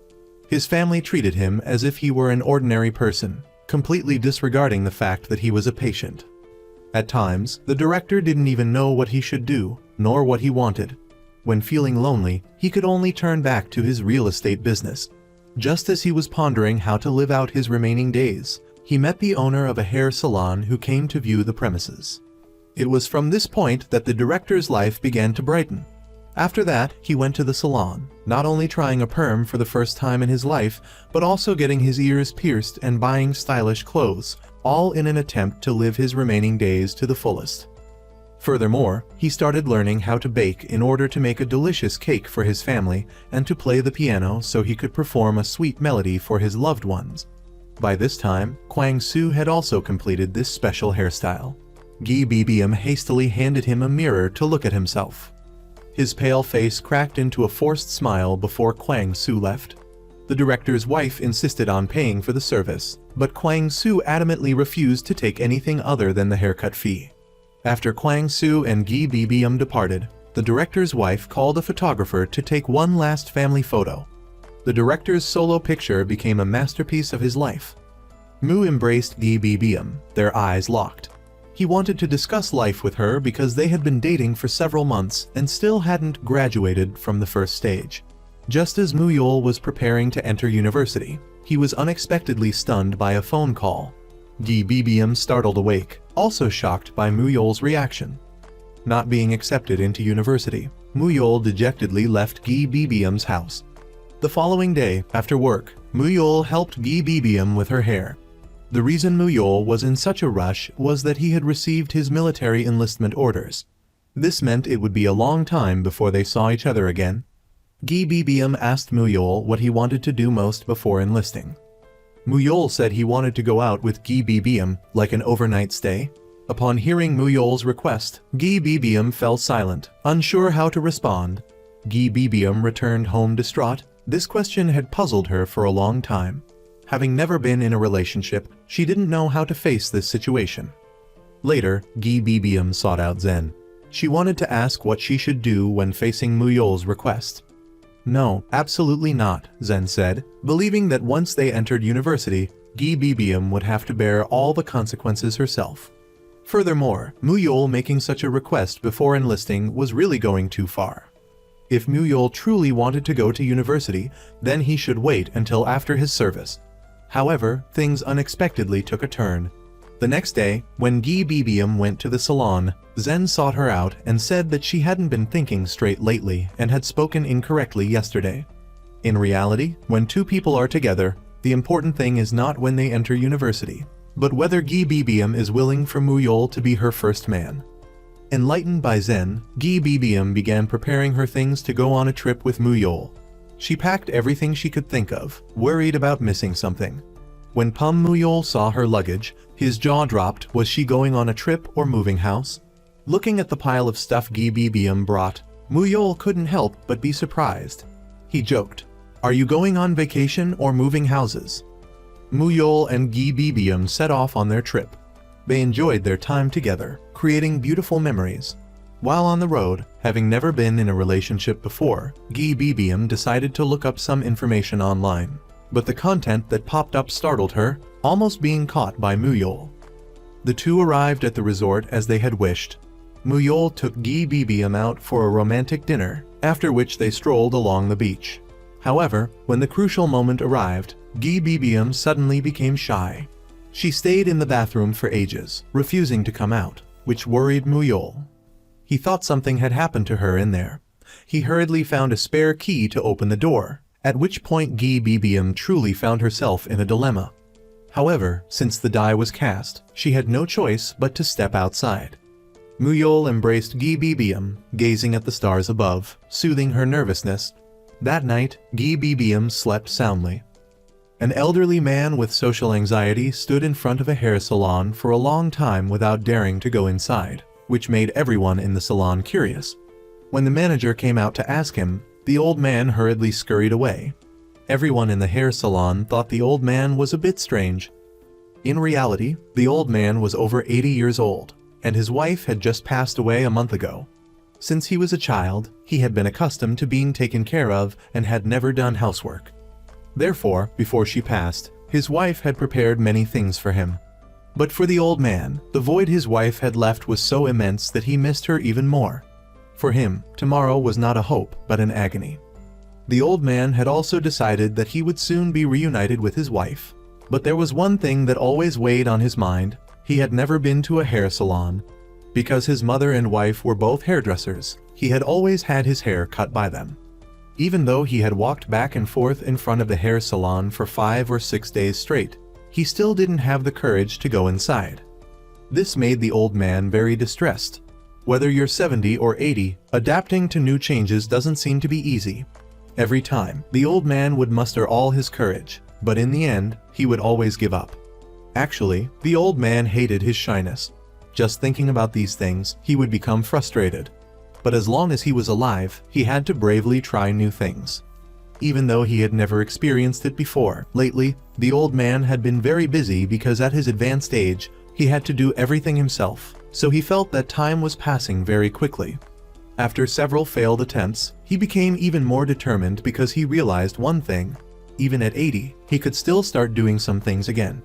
Finally, the old man went into the hair salon and asked for a haircut. Kwang Su actively greeted him. After some hesitation, the old man finally got his first ever haircut at a salon. We can say that in life, we will encounter many difficulties and challenges. As long as we bravely face them and dare to step out of our comfort zones, we will achieve unexpected results. Zen held the pregnancy test stick, happily jumping up and down. Her heart, which had been hanging in the balance, was finally relieved. She was not pregnant after all, and she happily called her boyfriend, planning a romantic date. However, as she was taking out the trash, getting ready to go out, she suddenly froze, because on the pregnancy test box, there was the following text: "Initial test results may not be accurate." Meanwhile, Kwang Su, her boyfriend, was meticulously preparing a romantic candlelit dinner, waiting for Zen to arrive. Just then, his phone rang. It was Zen, calling to say she couldn't make it. Kwang Su immediately called her back, but there was no answer on the other end. Zen was increasingly upset. She had become convinced she was pregnant, even experiencing the illusion of being an expectant mother while using the restroom. A feeling of dread washed over her. Even when she saw a client's child crying, she was so frightened that she became flustered. To relieve her stress, she went outside to get some fresh air. However, the thought of potentially becoming a mother only made her more irritable. Kwang Su realized she was in a bad mood. He then thought of Muyol, the experienced mentor, and wanted to ask him why his daughter wasn't answering his calls or texts. However, with such limited information, Muyol didn't know how to respond to Kwang Su. Kwang Su, on the other hand, insisted that Muyol should know, because Muyol was very knowledgeable about daughters. Afterwards, Muyol met with Zen and asked if she was upset with Kwang Su, since Kwang Su had confided in him. Zen also realized that she had been too cold towards Kwang Su and decided she would talk to him openly. She told Kwang Su that something really bad had happened and that she was a bit panicked. After saying this, Zen left the table and decided to go to the bathroom to double-check one last time. When she returned, her face was beaming with a bright smile. Kwang Su asked her, "What on earth happened?" "Don't worry, it's all taken care of, right?" Zen recounted everything to Kwang Su. Initially, she thought she was pregnant and was very worried, but just now in the bathroom, she confirmed otherwise. However, after hearing this, Kwang Soo was not happy. In fact, he stormed off in anger. Zen quickly chased after him, asking him what the problem was. It turned out that Kwang Soo was angry because he believed that they were in a relationship, and if Zen were pregnant, it would be their shared responsibility. Actually, this was also the first time that Zen had encountered such a situation, so she was also very worried and confused. Kwang Soo always believed that when Zen was confused, he should be confused along with her. Zen took the initiative to apologize to Kwang Soo and promised to tell him everything from now on. In reality, love should be like that. When two people come together, they should be more considerate of each other's feelings. Only in that way can they stay together. Due to Muyol having to enlist in the military, the hair salon hired a new assistant to replace him. Since Hyun Seong's arrival, with his quick-witted nature, he worked very diligently and was humble and quickly integrated with everyone. Even Gi Bibiem praised him endlessly, while Muyol was like a discarded concubine. No one even saved him any food during meals. After lunch, a special customer arrived at the salon. Upon seeing the customer's skin color, everyone avoided them.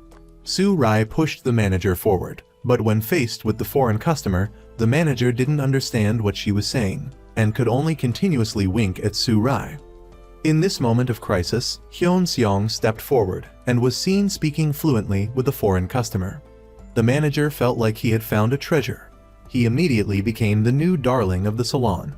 This made Muyol feel even more dejected, because only yesterday, everyone had been sentimental and reluctant to see him go.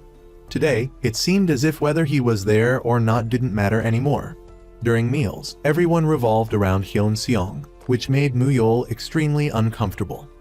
The farewell party suddenly turned into a welcoming party for the new recruit, watching everyone take turns toasting with Hyun Seong. Muyol's mood was very gloomy, but fate was truly strange. The next day, Hyun Seong did not come to the salon. Just as the manager was about to look up his phone number in the file, he received a message. Muyol quickly snatched the phone to read it. "I don't think I'm a good fit for the bamboo wing." The salon was thriving despite Hyun Seong's sudden departure. Perhaps the happiest person was Muyol. Yet, the day of his departure came with a heavy heart. Gi Bibiem gave Muyol one last haircut, because she knew that after this goodbye, the two of them would likely not have another chance to meet.